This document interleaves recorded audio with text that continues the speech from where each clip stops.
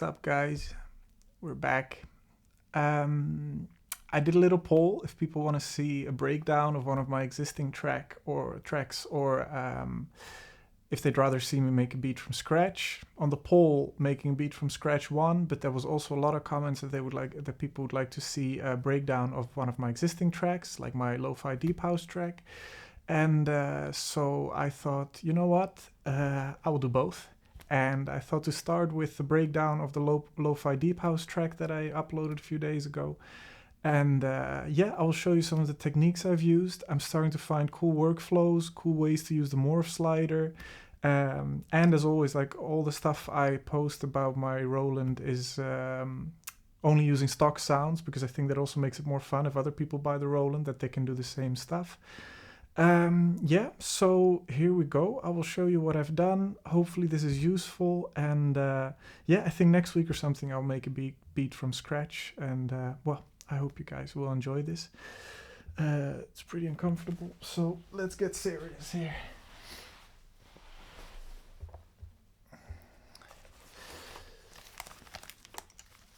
All right, so here we are. Welcome to my Roland. So the thing is, let's start from the beginning. I will select the pattern that I used. Again, I started this whole thing from scratch, and it's only using stock sounds. So I will go one by one through the layers, I think, and the knob assignments and everything I've done to make it a nice moving whole. First, let's preview the track a bit, like how I've done it. I think let's do it like this. If I press play now.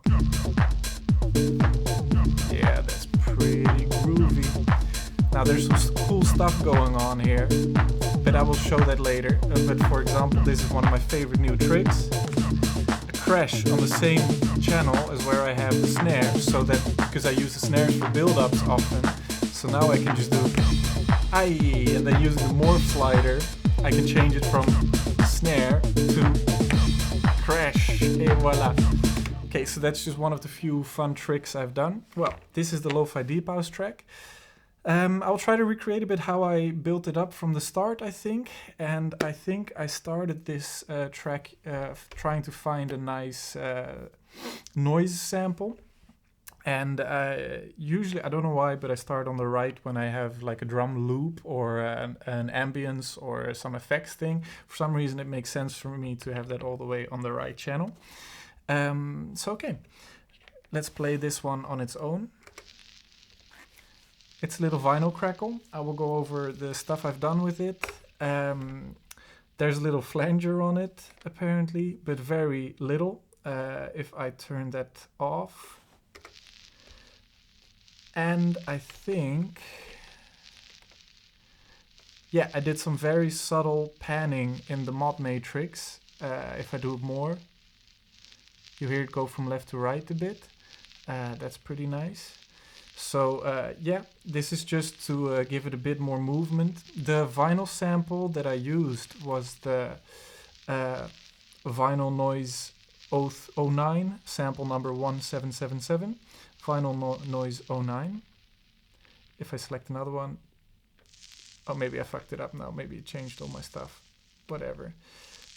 Wait, let me just reload the reload pattern with Git. Yes, I want to reload. Okay, so here you see I on the coarse setting, I pitched it down a bit so it would get a bit of a different texture. And I took out the low end using the filter, because with the low end, it's still a nice sound. It's nice and juicy, but with all that low end in there, it became a bit much for me. And I like to try to find nice textures and things that tickle your ear balls in a nice way. And so for some reason, it became a bit more ASMR for me when I took out the low end. Then I made sure to, on the amp section, on the decay section, I made sure to turn up the hold very long for like Yeah, now it's on a bunch of steps, but just make sure that it's holding, you know, and it's repeating every first beat of the sequence. You guys, I'm not very used to doing these rundowns, so I hope it's a bit clear what I'm saying. Also, if you guys have any questions or whatever, I will do my best to answer all the questions about this project in the comments. Little side note, I also opened my community channel on YouTube, and I believe I checked the settings so that other people can leave comments there as well and make posts on my community page on YouTube. Yeah, if somebody wants to check out if that works, I think it's nice if we can have some posts going on there. Anyway, that's a side note, but that's also where you can ask questions, or here on the YouTube video I will answer whatever I can. So anyway, here is that. Then let's go to the FX sense by pressing Shift FX, and then you see I sent it to the reverb, I sent it to the delay, and I sidechained it with the kick. I forgot I did that, but there you go. And this is something you will see me do. I turn down the track gain. That's just an overall gain individual of this.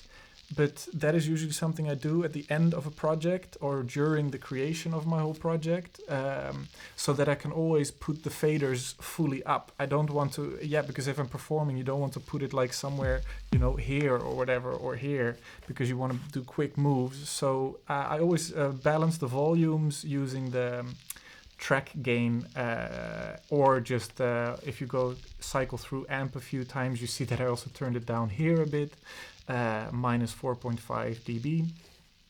Yeah, I cycle through these things a lot, and there's different gain stages, and you know, sometimes I use this, sometimes I use that, but yeah, that's that. So that keeps everything in balance. Okay, then with that, I think I went on to a little chord. Let's see what we have here.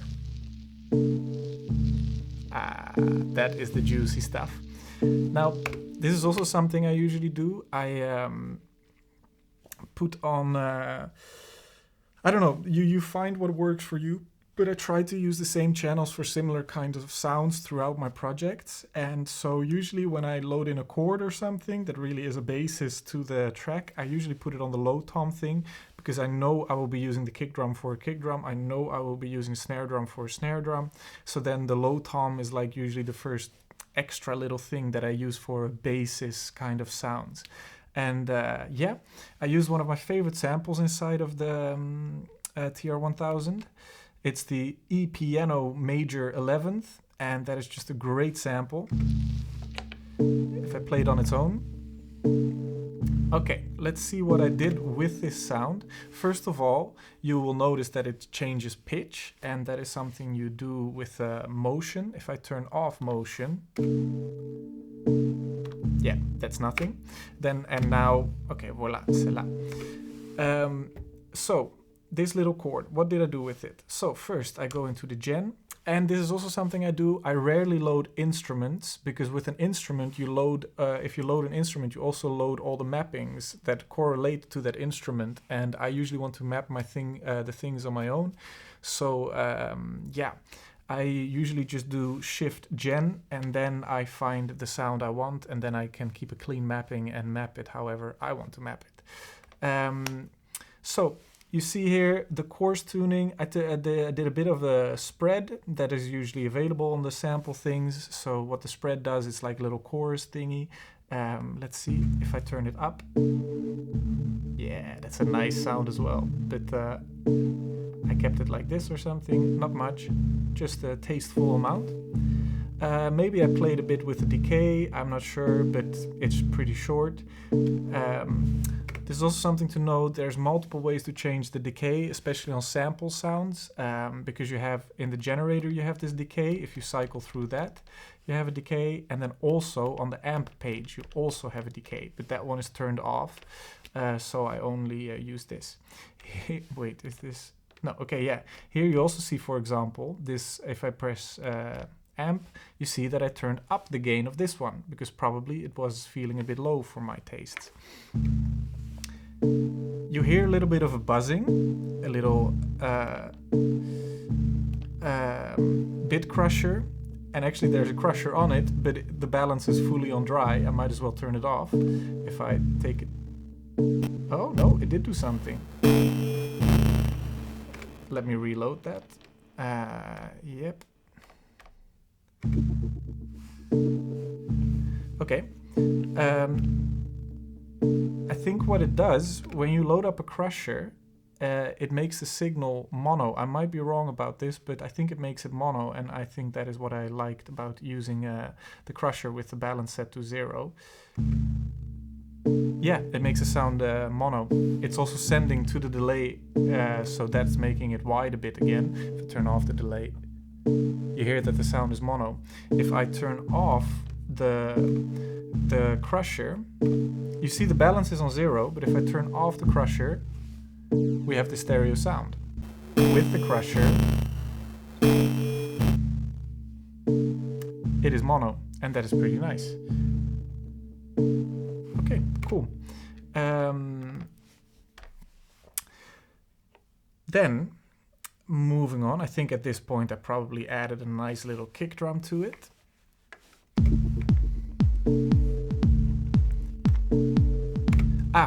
Wait, sorry, you still hear that bitcrush sound on this. And that is something I added later throughout the project. I was like, I'm making a lo-fi deep house track. It's gotta be crunchy, it's gotta be lo-fi. So what I did, I used the master effects, shift. If I press shift edit, you will see what I did. And there I put a crusher as well. And what that helped me do, it's on a very low mix, and the sample rate is all the way to the left, so it's as little as crushed as possible. If I turn this up, you hear that the texture changes. And I also put a filter on it, and so it's down filtered a bit, and the balance is very low. If I turn up the balance, you hear what it really does. If I turn up the filter,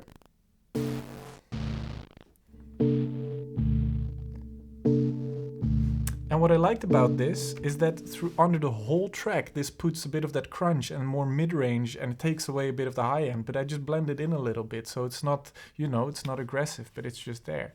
And that really helped pulling everything together in one nice, juicy lo-fi mix. I will show later when I have all the things in there, what exactly... I keep on reloading every time now, so everything is as it was.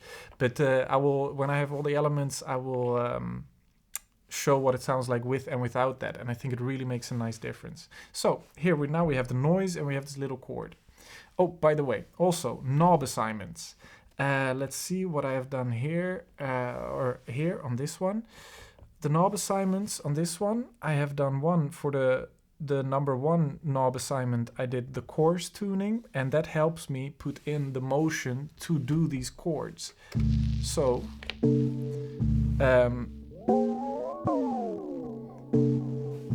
if you then want to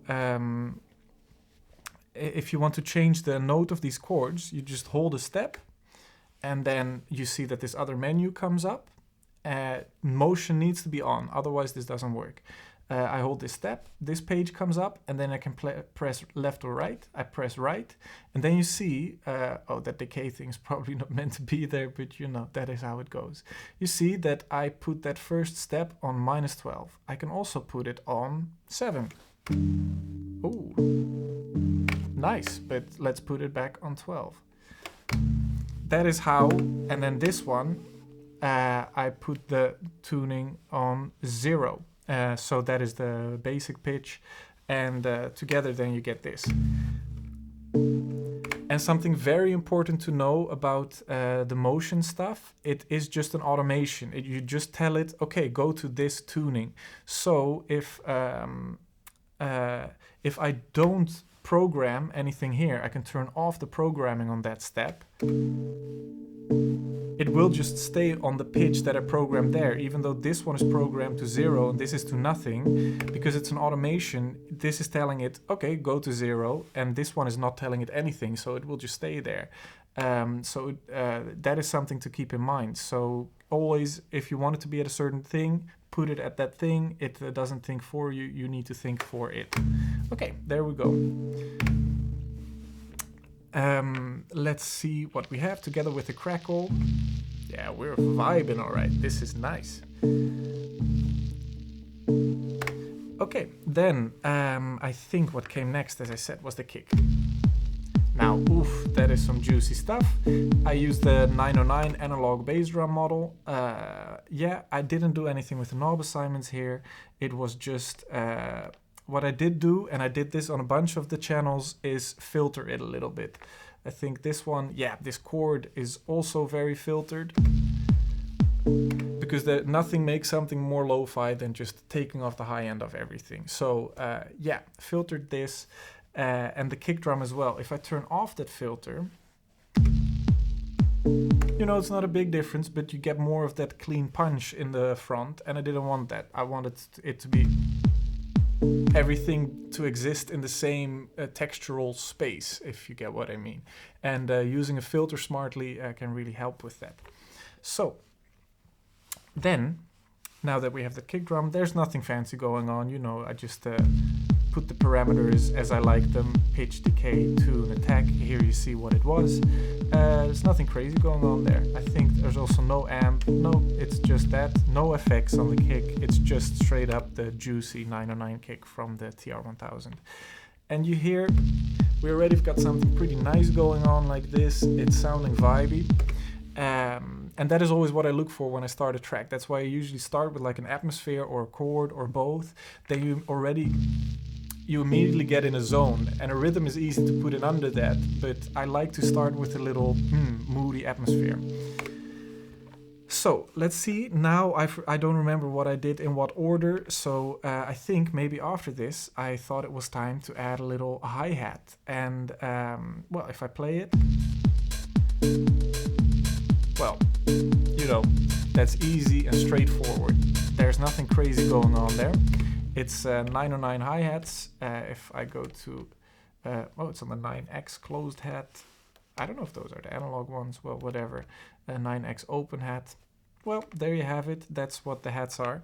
And here it was really important to use the filtering, because without the filtering, I will show you, they really jump out all of a sudden. If I turn off the filtering on both, you know, it immediately sounds super hi-fi, and that is something the TR-1000 is very good at, being very hi-fi.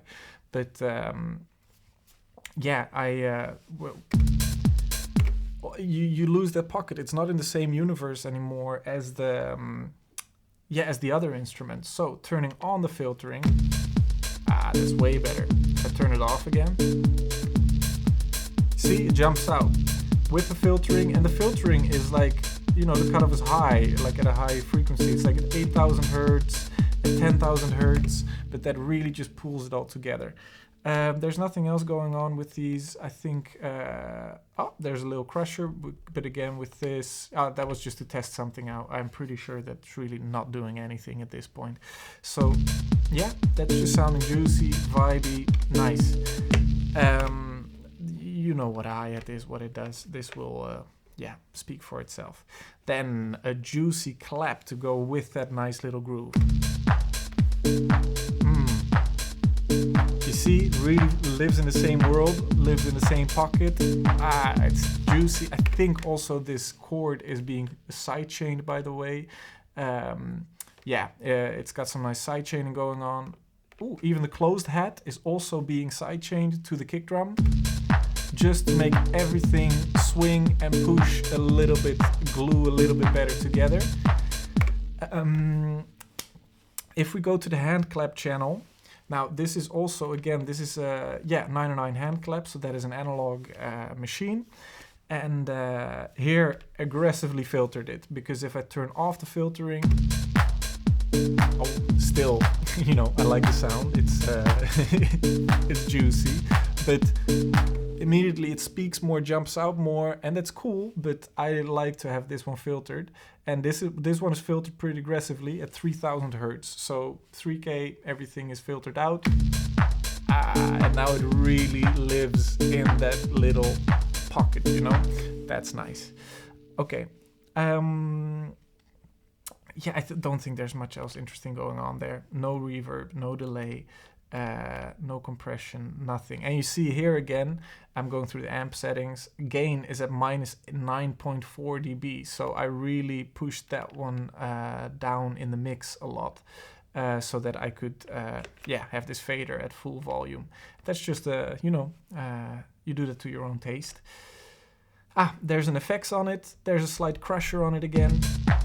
If I turn up the mix on that, you hear how that is very filtered, that crusher. So if I solo that, yeah, that makes it very juicy. The balance was at 24%.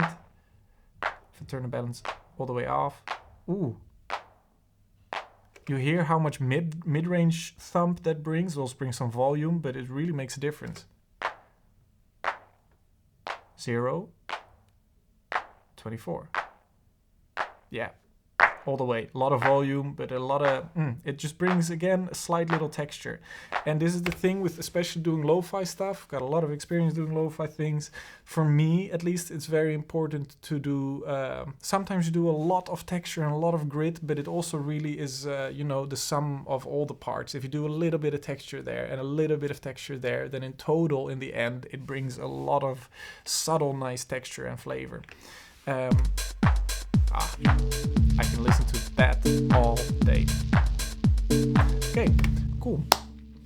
Then we move on to, I think maybe it was at this point that I added a little bass, extra bass. You know, this chord thing is already very much in the low end, but I wanted to add a little bass groove.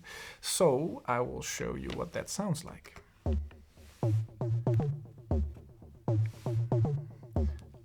And you hear again that bitcrush effect. I think that comes from the master channel. I hope I'm right now. If I turn that off, yeah. If I turn it on again, you hear the little texture on the top end. That is that master channel mixed in crusher effect. Just so you remember, it's very slightly in there, but it makes a difference. Okay, what did I use for that bass? If I go to Gen, you see that, I'm in layer, I used distorted sustained 808 bass 3, and then what I did is I made the decay a lot shorter. I didn't do anything on the main Gen page. Again, short decay, very filtered. And that is again where I use the knob assignment, this one to be precise. Usually I stick to the same knob assignments if I use a certain effect, like a filter. And so now I put the knob assignment, I put the filter. There we go. Yeah, that's juicy as shit. A lot of resonance. I think there's a little bit of this going on as well. A little envelope on the filter. Yeah, not a lot. This thing is quite sensitive, but yeah, that really makes it bounce. And then what I did, I added a little extra layer to that bass. You know, and when I'm looking for sounds, this is not because I have a plan, but I'm just like, I think when I was hearing this groove, that's a juicy ass groove, never gets old.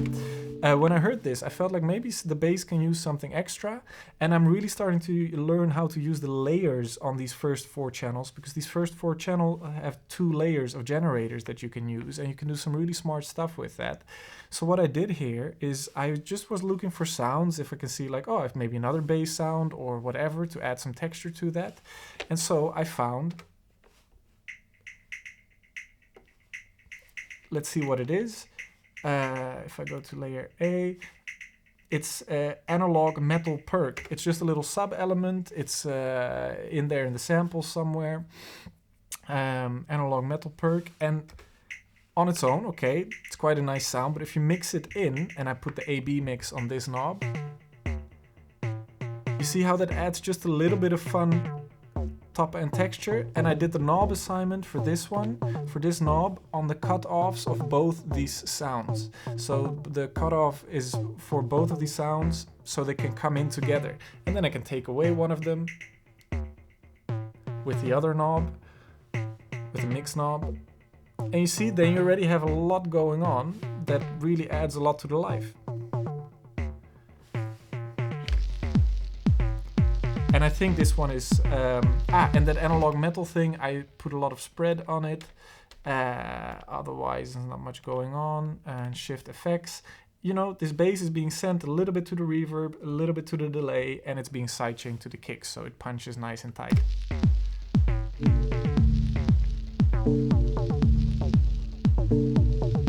Okay, that sounds pretty cool.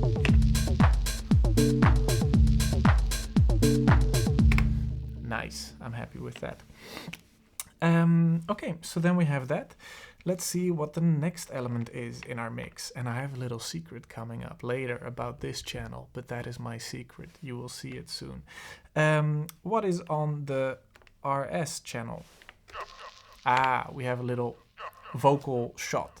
So, you know, once I have the basis of a track ready like this, like with the kick, the hi-hats, and the texture, the clap, and the bass,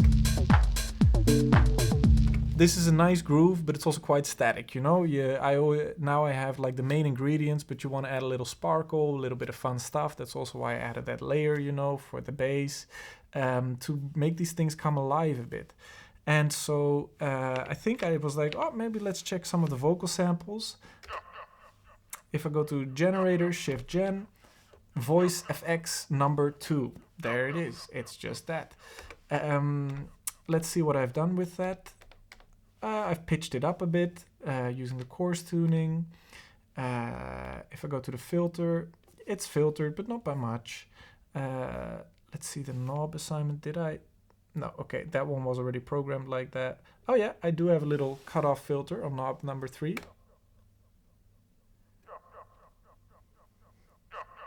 And there we go. Juicy. Pretty simple. That's just that.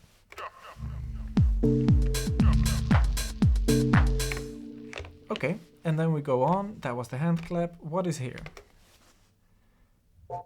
Oh, that is a fun one. Yeah, that is a nice one. I put a filter. Yeah, that's a nice one.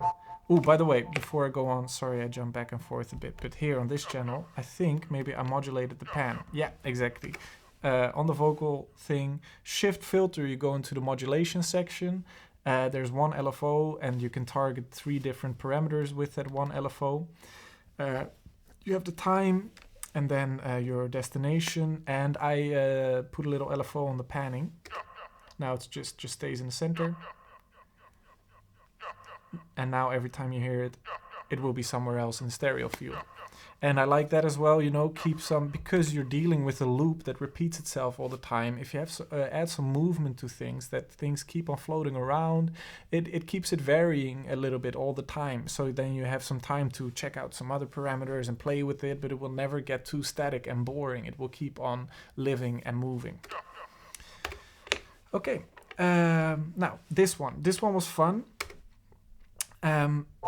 Let's see if I can recover what that used to be. Actually, I first had a full drum loop here. If you go to generator on this channel, yeah, you see that it's a full perc 018, my number BPM is 115. It's a little drum loop. It's in the folder percussion, loop percussion. There you see, there it is. What is interesting, I had that loop the whole time while I was making this track, but I was never able to really fit it into the mix. It was there, it was nice, but I was like, we could do more with that. But it had this one little nice shot in that loop that really felt good. So actually, let me try if I can just make that loop how it used to be. Yeah, if I go through generator, you see that I changed the start and end point of this fun little thing. If I go if I do it normally again, okay, it's heavily edited with effects. Turn off the crusher, and it's got a lot of.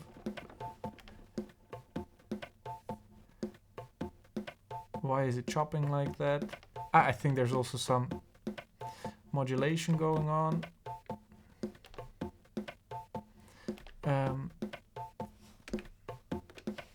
It's feeling a bit choppy. Why are you feeling a bit choppy? Are you having a bad day? I did a lot of... Something's not going exactly right. If I reload the generator... Okay, that's a loop. And then do it back to that one.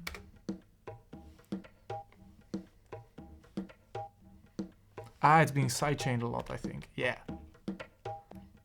That is what it used to be, that loop.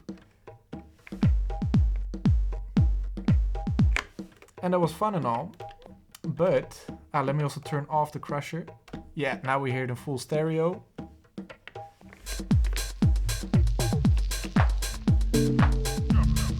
You hear? It had a nice vibe going on, but it was like, it's not really in the pocket I'm looking for. And then all of a sudden I heard that as I was changing the effects and stuff, I heard that little whoop that you hear in the end. There we go. And that whoop, and I wanted to isolate that. So what I did, I went through the generator settings. I tried to find that little piece. Oh. Yeah, there it is. So I used just a slice, the start point. Yeah, there we go. End point. Then I added some effects and really, made it a bit crunchier. Like the crusher as I did, I think. I'm gonna reload it so I can see exactly what I did. And then I changed the location, so I put it here. And there we go. And so now if I reload the pattern,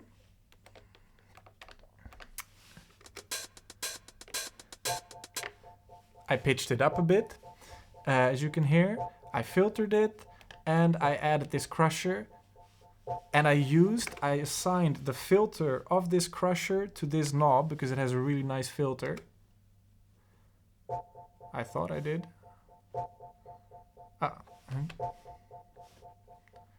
Oh, I'm on the wrong one. Sorry. There we go. You see what a nice sound it is, and it gets really resonant at some places because this filter is really aggressive on the crusher effects. Cool. Yeah, that's nice. And and this is something I do later in the process, like the gain staging with these things, you know. You see here -12 dB because this one is really loud and really resonant. And again, that's just so I can have the fader fully up. But then you see that on the knob assignment, I did the range, the min and the max range of that filter, not to the maximum open that it could be. I just did it until 3.2 kilohertz. And this is again something I do throughout the project as I'm working on it, but usually a bit later down the line to refine it a bit. You know, if I'm performing, I don't want to think too much. So then I just calibrate this filter so it goes open when it's on its maximum to 3.2 kilohertz. And voila, then I can turn it all the way open and it will stay within the range that I like it to be. And that's really useful. Yeah, there's some panning modulation going on. You hear some delay. And I did some coarse tuning as well. You see that it's tuned to +2. And when I had a B part for my little beat, I did another little melody. And there you go. This one is tuned to 7. This one is tuned to nothing. Why is it changing then? That's a bit shady. Ah, it's probably on one of these other... Whatever. Hey, don't think about it. It's working. So let's keep it that way. Anyway. It probably should have been programmed to something. It's changing. Don't question it. Just go with it. But you hear it's doing something. And then I had another little part. Yeah, now it's pitched down all the way. Alright, that's pretty sweet. And let's see. Then, if we take all these elements together, back to A part.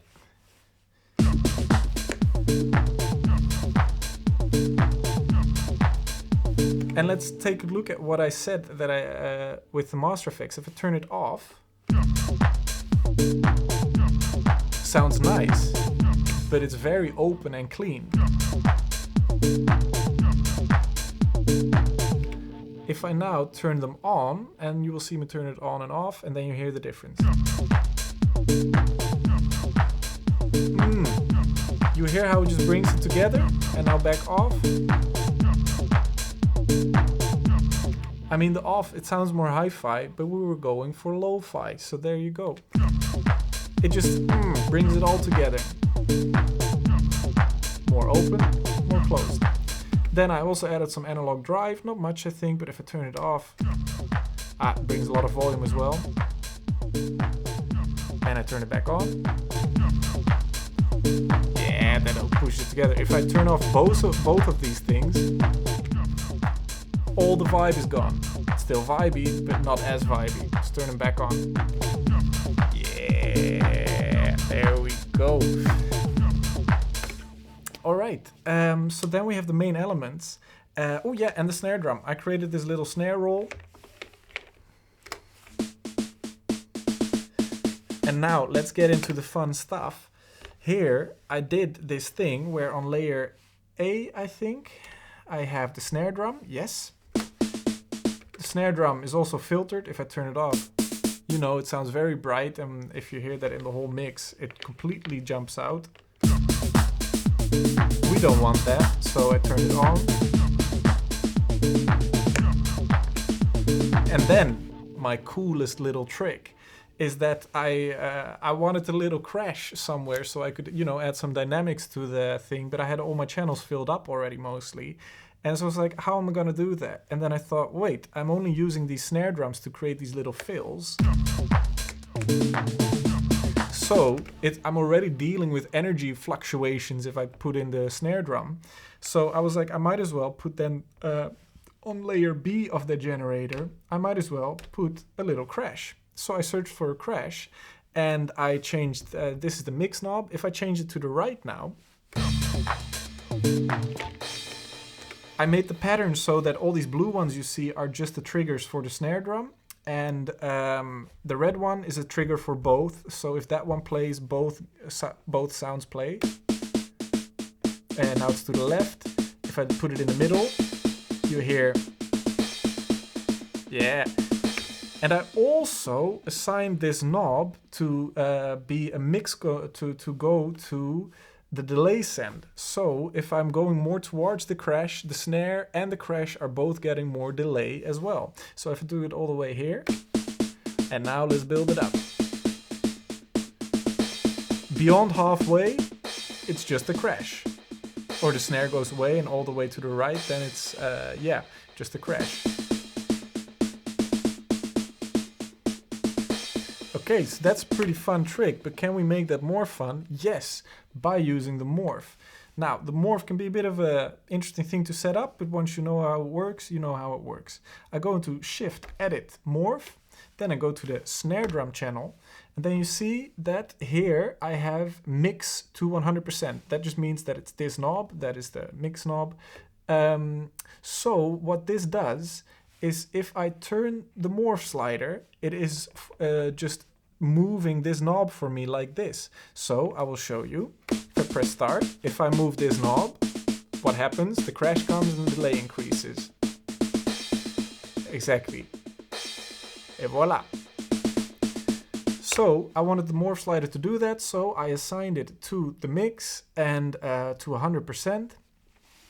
And so now, if I press play, this moving this will do the exact same as moving this. Here we go.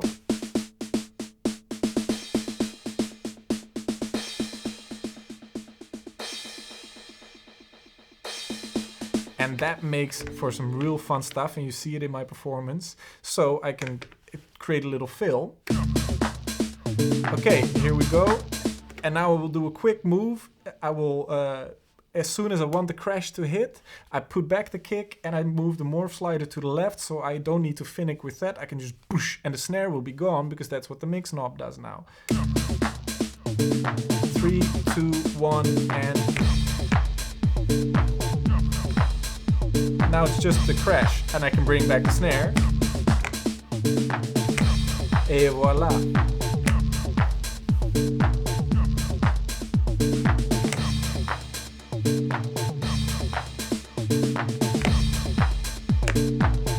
And there you go. That was pretty fun.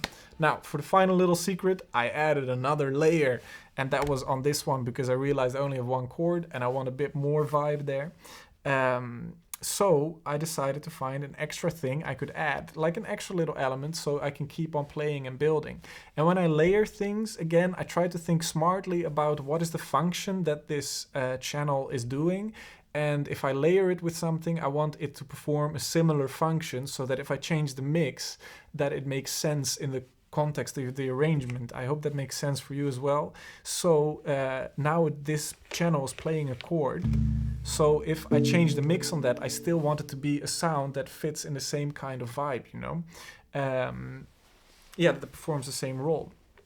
So let's go into that. I see now that my camera needs a little break. So give me 1 second. I will be back and then we can continue. And there we are again. Okay, so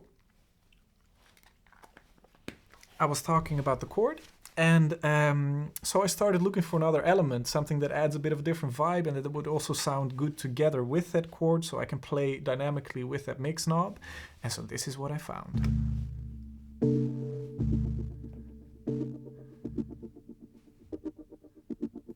It is a little pad-ish sound. Now, it's very filtered now, and I assigned the filter to this knob, I believe, but only the filter of the top sound. The main chord is not affected by that filter, so if it's just a chord, you don't hear anything, but if I switch it all the way to the other sound, if I open it up, you hear that it's generator, layer B, soft pad minor 7th. It's in the chord folder, it's a sample. And so if I play that, and you see I also did a coarse tuning mapping for that. Yeah, that's a vibe, I like that.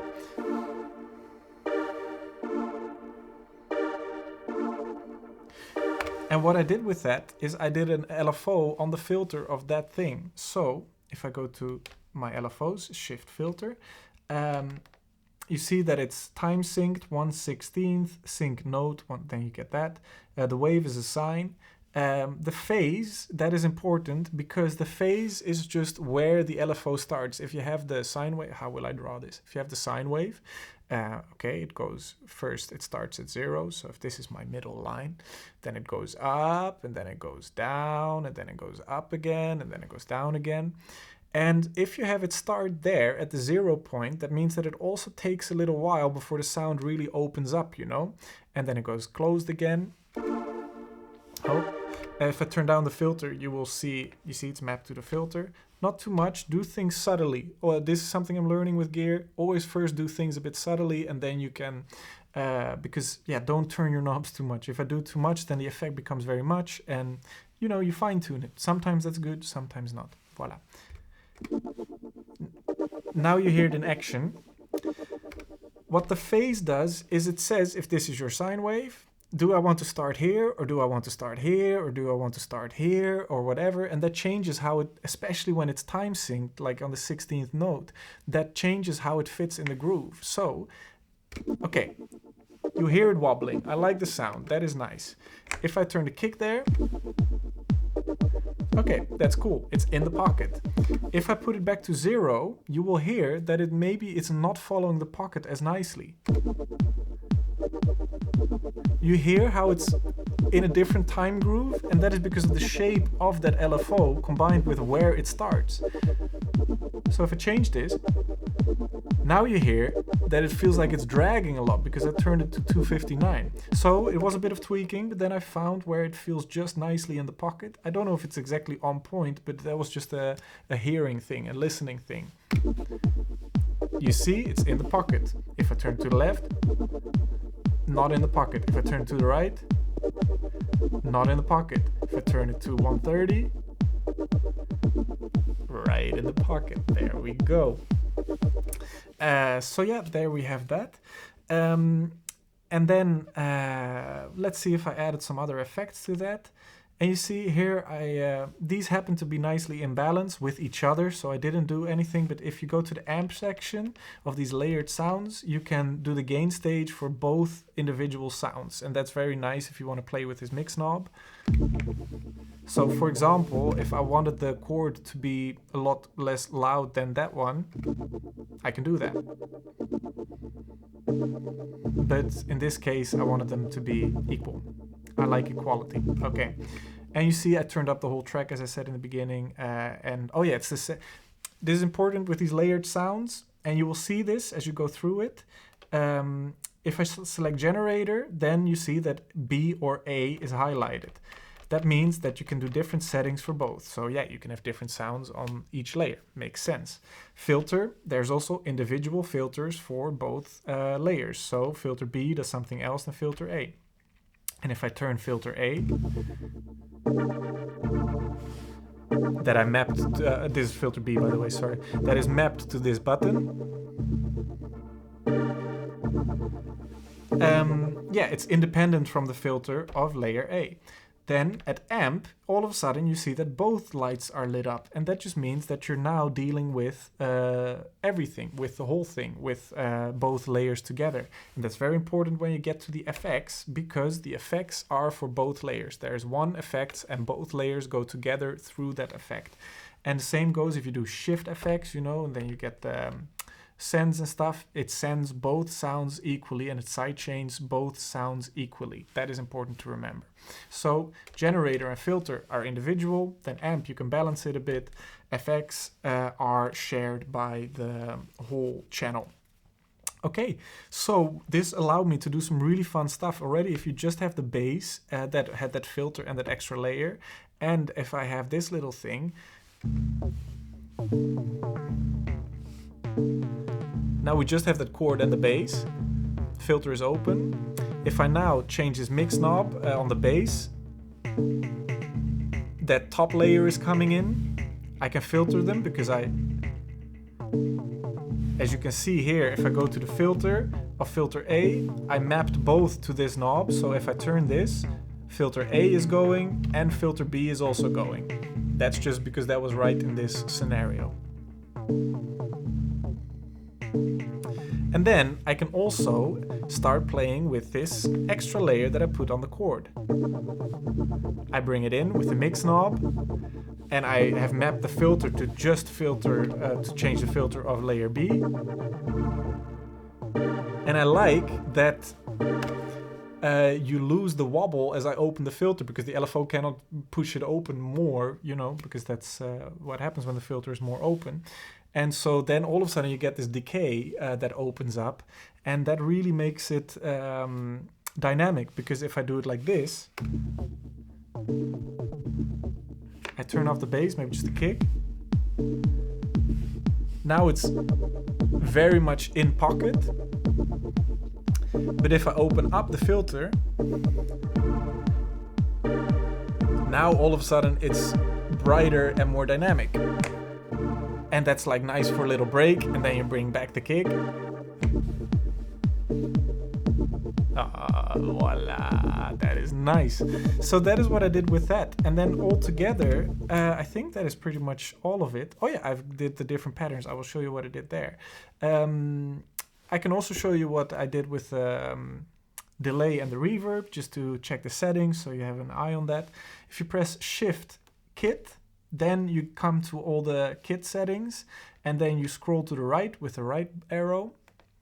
Okay, right, external in, there's your settings for the external inputs. And then all of a sudden you see, now it's on plate there, but if I press enter, then you see there's hall 1, hall 2, plate, mod, ambi, room. That is reverb settings. So if you have a default project, default template, usually it's on hall 1. And so if you, now there it says plate there, but if I go to enter and then hall 1, voila, there's hall 1, and it says there in the bottom then. Oh, let me reload it quickly because I want to see what settings I did. So if I go to the kit settings again, Shift Kit, plate, yeah, I filtered the reverb a lot. And that just fits that whole lo-fi vibe. So yeah. If I turn up the reverb on this little sound,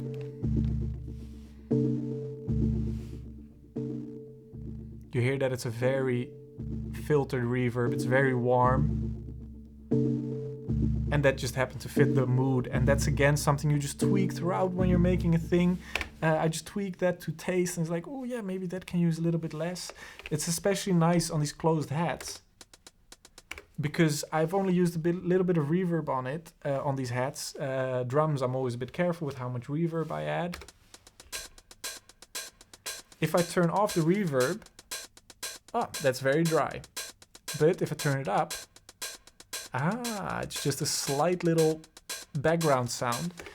And you see, I haven't sent them a lot to the reverb, but if I now open the filter again on that plate reverb, the plate is already a bit darker than the hall, but if I open up the filter on the plate reverb, it's at 2K now. If I open it up, by default it's at 8K, I believe.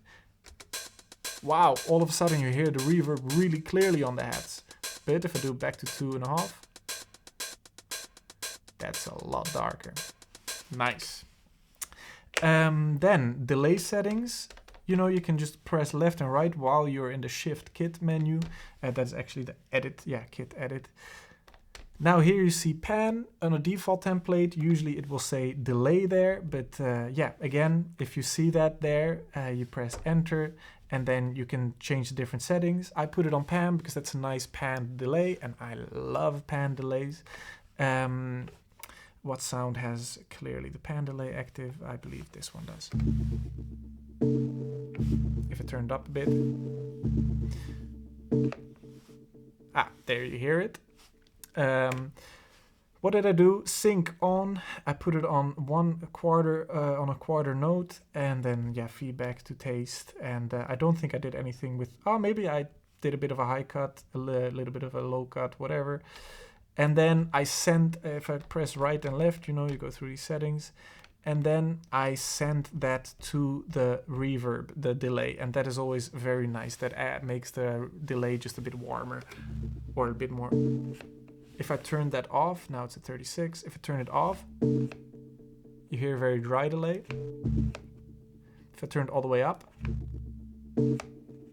ooh, nice. And if I turn it to taste, now you hear that it all gels together in a nice way. This is just using your ear. Where do I feel like this all blends together in a way that I like? Okay, then I think finally I can show what I did with my different patterns. Usually I try to think of having 3 main bases for a pattern if I'd make a little song performance. I have my A pattern, which is just the default space. That is my main groove, so let's play the main groove. And with the snare thing. And voila, there you have it. Then I usually make a little B groove, like a little side thing that changes it a bit or makes it a bit more interesting. If I press B now,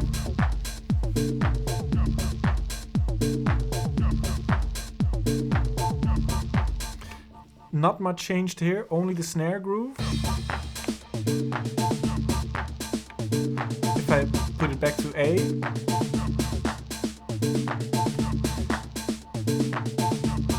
and that little extra note for that fluty thing. On A, it's just that one. And on B, it goes back up. Yeah, that's nice. So that is what changed in the B, not much. And then, very important, I really like to make a C part as well, where it's all, where everything changes and you can have a little bridge kind of idea. So if I call it the C part, but it is on pattern E because that was easier for my brain, This is the main one. If I go to the right, it changes a little bit. If I go down, from my perspective, if I go down, then it changes a lot. That just makes sense in my brain.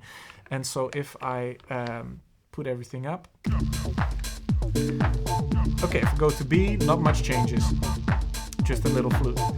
If I now go to E, oh, we're in a very different space. It's the same sounds, it's just mapped differently. One important thing here on the chord, you see that this one is blue. That means that I have just done a trigger for layer A.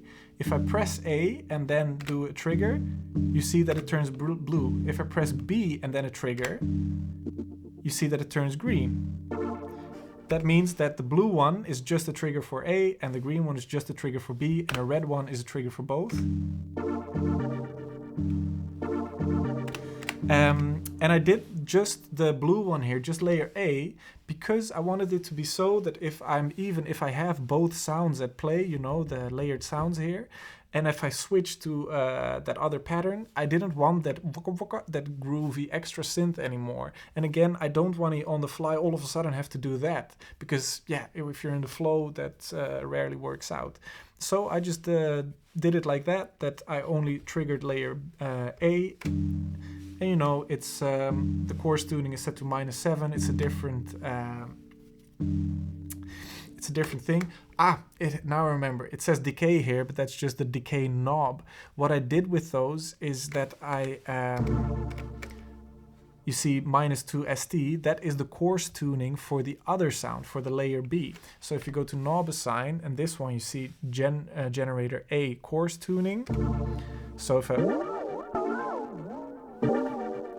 you hear that it just changes the chorus tuning of the chord. But because it's automated by the motion, you know, it snaps back to where it is. I can leave it here at 13. But as soon as it reaches one of those triggers, it automates it back to where I put it. In this case, at -12. Then this decay knob, I mapped to generator B chorus tuning. So with that one, I could program different melodies for the extra layer, for layer B. You see, that is that one. If I change the chorus tuning on this one, it doesn't change because this one is mapped to generator A chorus tuning. Generator B chorus tuning is that one. And then you see that here I did decay knob -2 and +3, and for the other one -12 and 0. So like that, by mapping them to different knobs, the chorus tunings for generator A and B, by mapping them to different knobs here, I could have independent melodies that they do different things when I map it. Makes sense. Okay. I think that's about it. I think that is the collection of all the stuff I did for this track. So if I turn everything back up, I reload the kit, you know, just so we have it clean.